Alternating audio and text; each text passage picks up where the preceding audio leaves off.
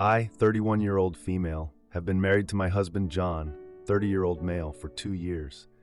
We talked about having kids throughout our dating and engagement and always seemed to be on the same page that we wanted to start having kids once we had been married for about a year.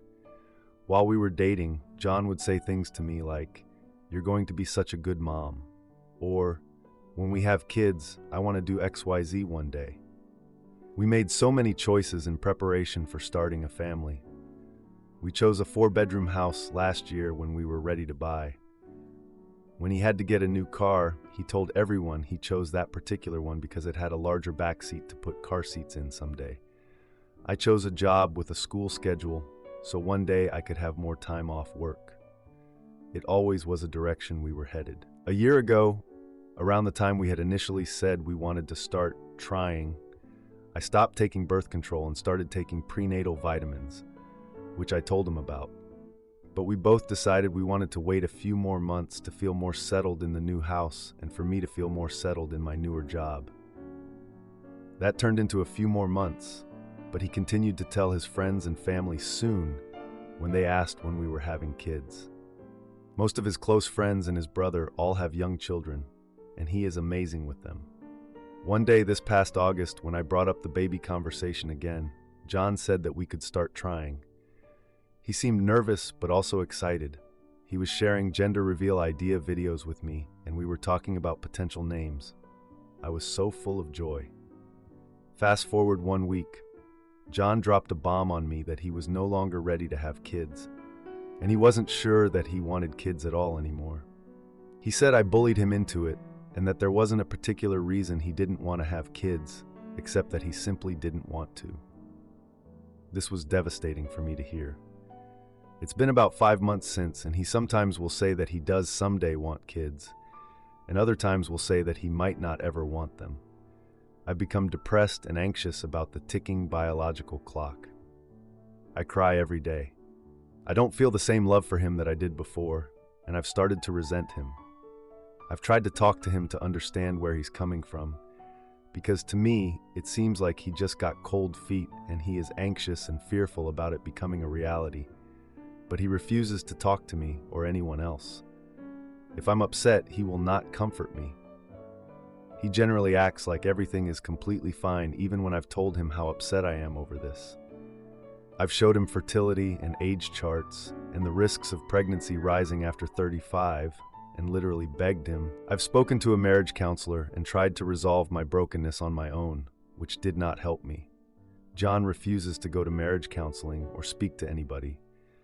I'm so hurt inside, and I feel like he either lied to me about his intentions to have children, to get me to marry him, or that he is being completely unfair to not even acknowledge how this could make me so upset.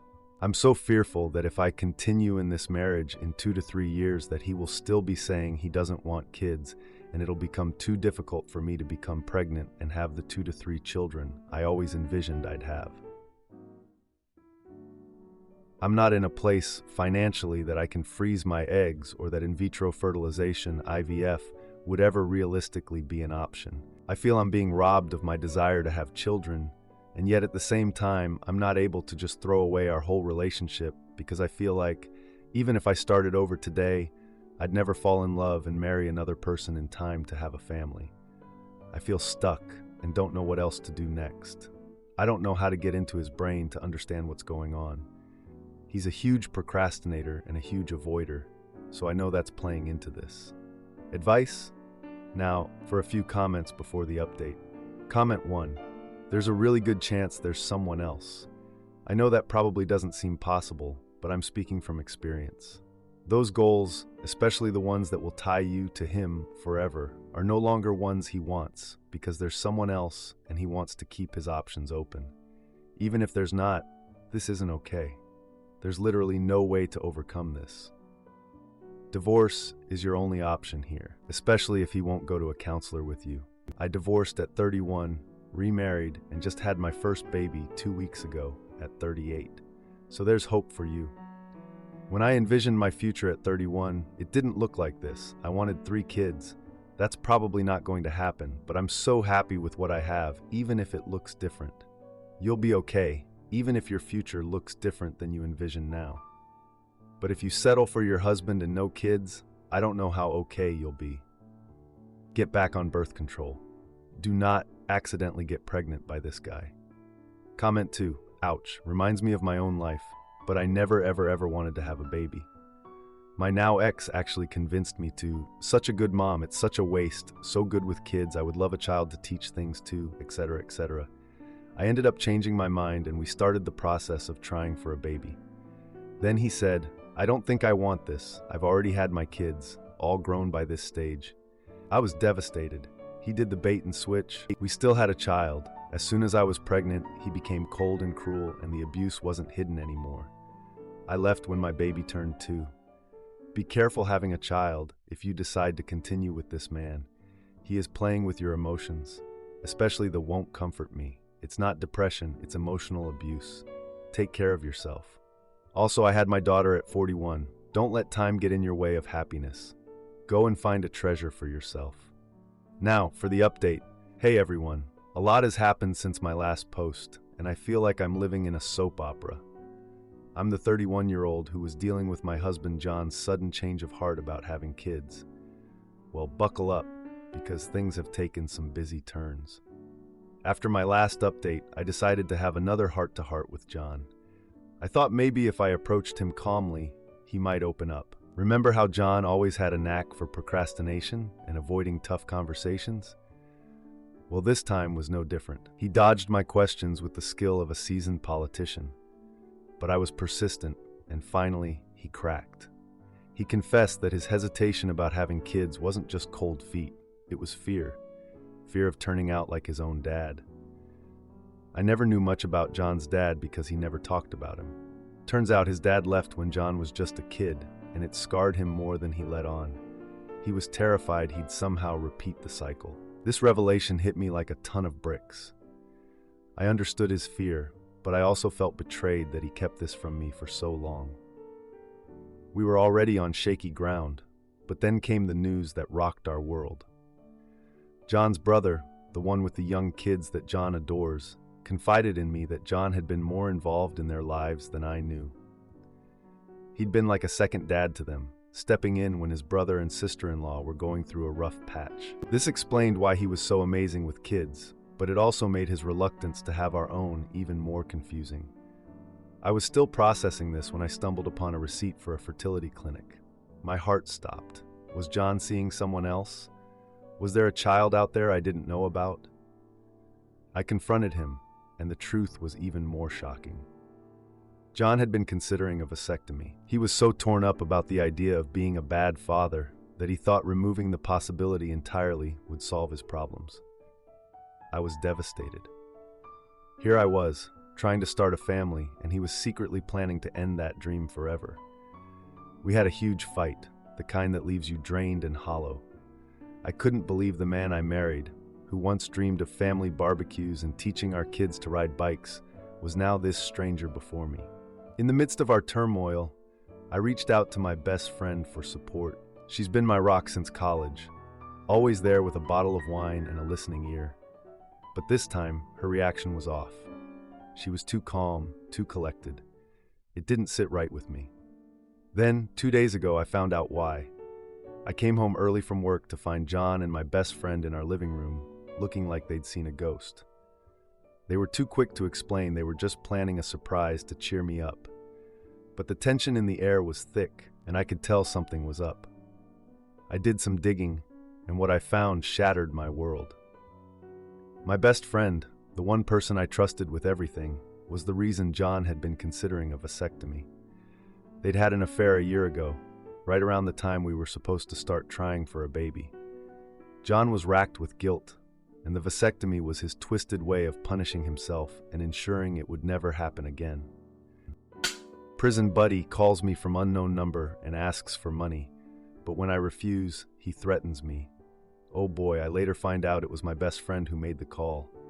But then prison buddy calls again and says he's in deep trouble. Oh boy. So a little past midnight yesterday, I was chilling, minding my business, until an unknown number called me. I called back, no answer. Text, no answer. The number calls back within 2 minutes, and it appears to be a call coming from a prison. For some context, I have a friend that I grew up with who is a career criminal. He's doing 15 years, but he's considered family. The guy grew up an orphan and made poor life choices. I was dumbfounded, though, because what jail allows people to call in the dead of morning, and how does anyone in jail have my number? Nobody in jail has my number. Plus, it's fairly new, as recent as September or something. I answer the call, and it appears to be the aforementioned career criminal friend, starting up a convo with me. Super confused as to how he got my number, I just chop it up with him until he suddenly switches gears and starts asking me why I haven't seen him or given him money.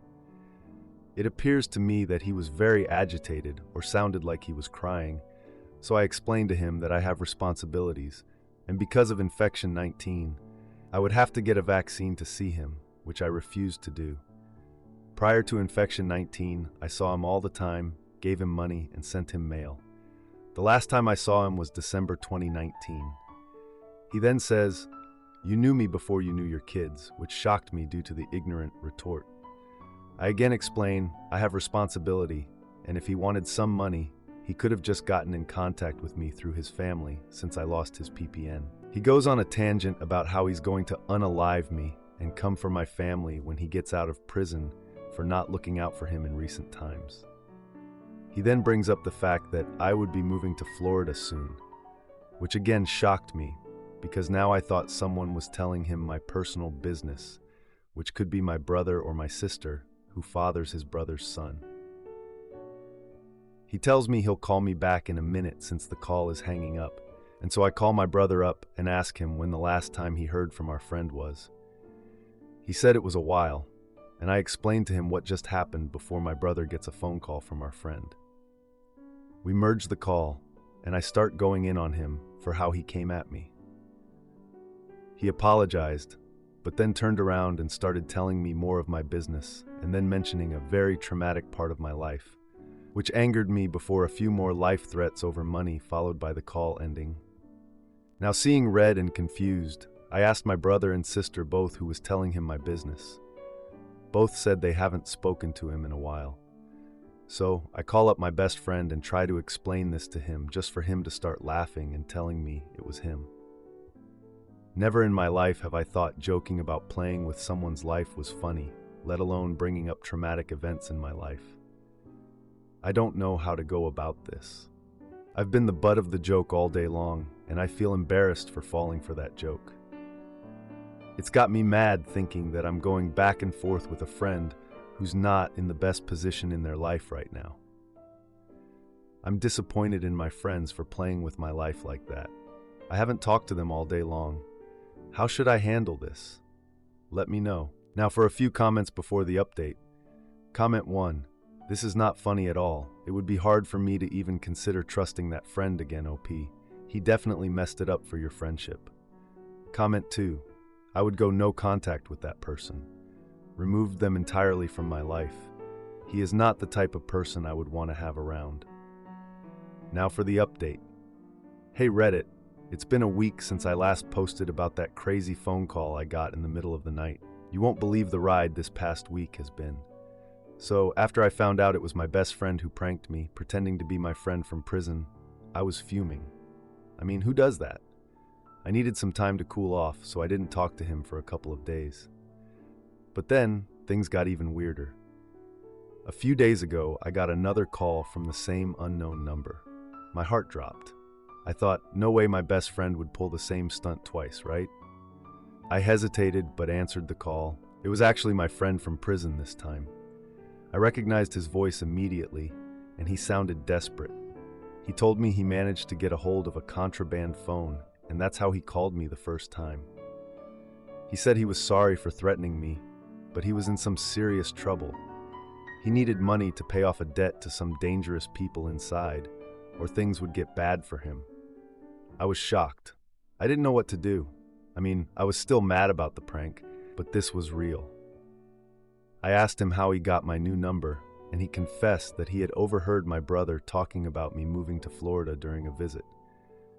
My brother had no idea he was listening. That explained that mystery, but it didn't make me feel any better. I told him I'd think about helping him, but I needed some time to figure things out. I hung up and called my brother. He was just as surprised as I was to hear about the contraband phone. We both agreed we had to do something, but we didn't want to get caught up in anything illegal. I decided to reach out to my best friend to apologize for blowing up at him over the prank. I needed his advice. When I told him about the situation, he was quiet for a moment. Then he dropped the news on me. He confessed that he had been in contact with my prison friend for months. He had been sending him money and updates about my life, thinking he was helping him stay connected. He had no idea about the threats or the debt. I couldn't believe it. My best friend, the one who pranked me, had been the one unknowingly feeding information to my prison friend all along. I was angry, but more than that, I was scared for my friend inside. I didn't want him to get hurt because of some stupid debt. My best friend offered to help pay it off, feeling guilty for his part in all this. We pooled our money together and followed my prison friend's instructions on how to get the money to the right people. It was nerve-wracking, but we managed to do it without getting ourselves in trouble. I thought that would be the end of it, but just yesterday I got another call from my prison friend. He was crying, thanking me for saving his life. He promised to pay us back somehow when he got out. I told him to just stay safe and we'd figure it out later. But then he said something that made my blood run cold. He told me there was a reason he had to reach out to me, specifically. He said he had found out something about my sister's son, his nephew. He claimed that the boy wasn't actually my brother's son. I was stunned. That couldn't be true. But he insisted, saying he had proof from someone on the outside. He wouldn't say more, just that he'd call back when he could. I haven't been able to look at my sister or her son the same since. I don't know what to believe. I haven't told anyone about this yet. I'm waiting for that next call, for some kind of proof. Husband blames me for giving him COVID-19 asymptomatically, and now he resigns from his job and we move in with relative, but he brings it up again later. Oh boy. So my female 34, husband, male 35, blames me for his infection 19 infection and his subsequent long-term infection 19 that has dramatically changed our lives. We've been married for 5 years. We have been COVID-conscious people from the beginning, masking, limiting time around others, vaccinations, HEPA filters. He already had a disorder that caused him to be immunocompromised before infection 19. I have never knowingly caught infection 19. Husband caught infection 19 in late 2022 and developed debilitating long-term infection 19 symptoms in early 2023. He had to resign from his job in 2023, and since we were a one-income home, we had to move in with a relative late 2023. Relative is not as worried about infection 19, so we mask inside the house's common areas and unmask in our portion of the house. It has been a major struggle for us to adjust. Most days, he is too lethargic sick to even get out of bed.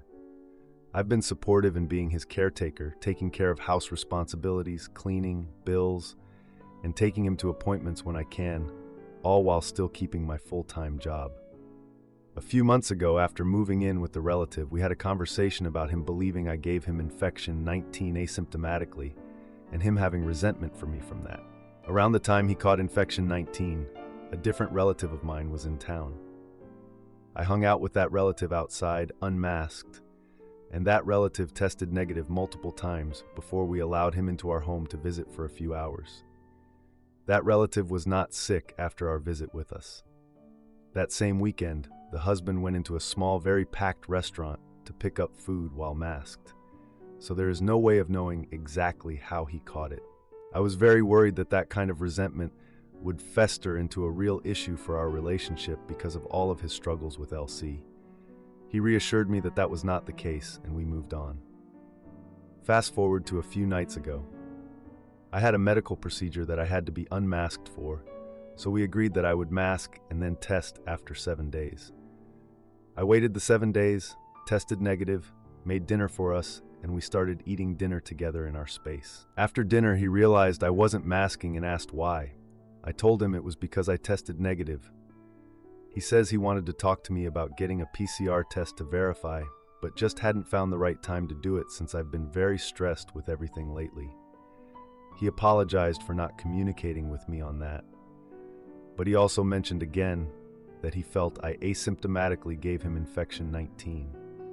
I was perplexed that he brought it up again when a few months ago he assured me he didn't believe that. So I just feel like an idiot. He lied to me about his feelings on this, and at least in my eyes, he has some level of resentment towards me about infection 19. I have been nothing but supportive and sacrificing for his health needs, and he still feels as if I did this to him. What should we do? Couples therapy? Any advice is welcome. Adding a note, I have a work-from-home job and we have been wearing N95 masks or better during this whole pandemic. Edit. Thank you all for your input and sharing your opinions. There has been a lot of good info about chronic illness disabilities and how mental health can be damaged by these things. I will definitely be looking into therapy for us. However, I fear that some people who don't fully understand how debilitating LC can be have found this thread and are adding unnecessary, hateful comments now. I get that some people believe we are extra when it comes to our personal precautions, but we respect others' choices to go back to normal, and we hope others can show respect as well to us. Now, for a few comments before the update. Comment 1.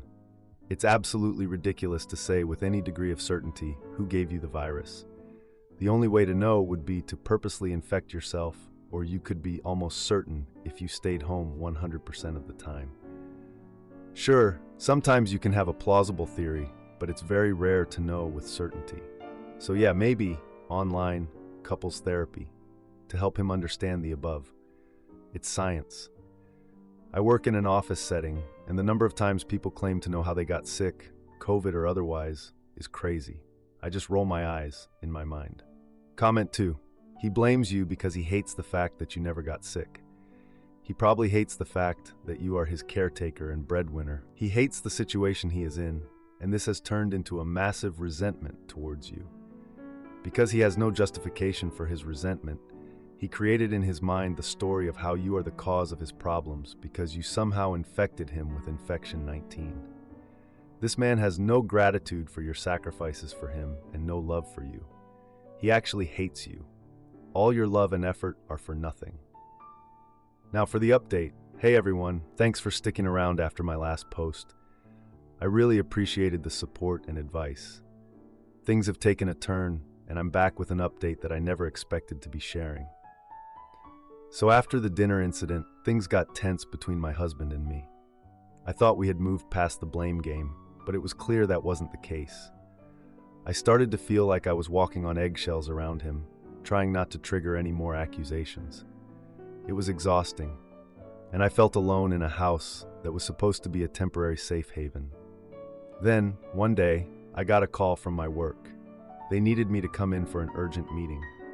I hadn't been to the office in months, but they assured me that everyone would be masked and distanced. I agreed, thinking it would be a quick in and out situation. But when I got home, my husband was waiting for me, furious. He had seen a picture on a coworker's social media of me at the office, and even though I was masked, he felt betrayed that I had gone without telling him. I tried to explain that it was a last-minute thing and that I had taken all the precautions, but he wouldn't listen. He said that if I had really cared about his health, I would have refused to go. That hurt. I had been juggling so much, trying to keep us afloat, and his words felt like a slap in the face. The next few days were rough.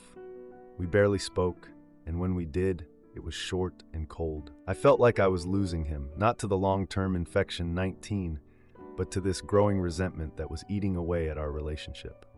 Then, out of the blue, my husband's cousin, who we hadn't seen since before the pandemic, showed up. He had heard about my husband's condition and wanted to offer support.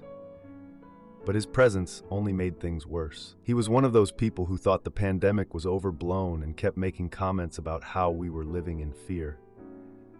My husband surprisingly didn't argue with him.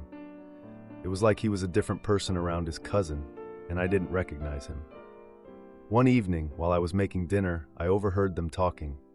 My husband was venting about me, saying how he felt trapped and that I was controlling his life with my infection, 19 precautions.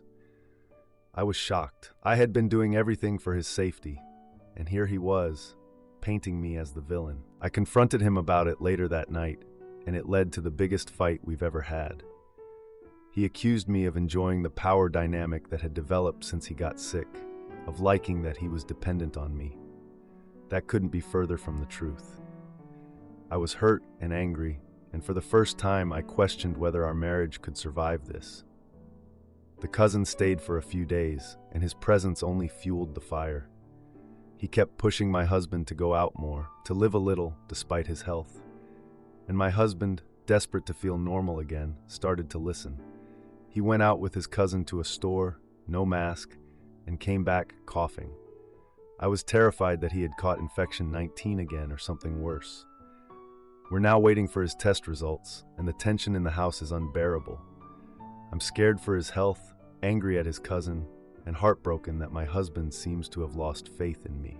I don't know what the future holds for us, but it's clear that we're at a crossroads, and I'm not sure which way we're going to turn. If you like this video, you'll probably like these too. Also, while you're here, please consider subscribing. It's your support that keeps this channel alive and allows me to make better and longer videos. Have a great day.